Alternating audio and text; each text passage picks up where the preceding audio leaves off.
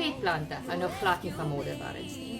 Hulle verkies lekker losgrond met goeie drainering en spasie om te groei.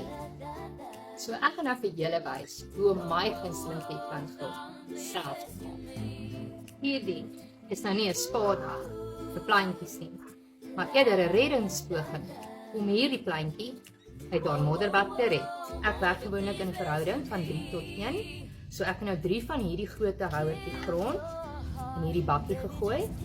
Dan sal ek nou 1 houertjie perlite ingooi.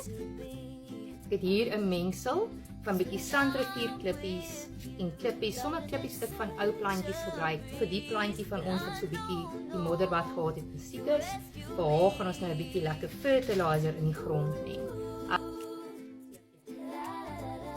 En daar's dit.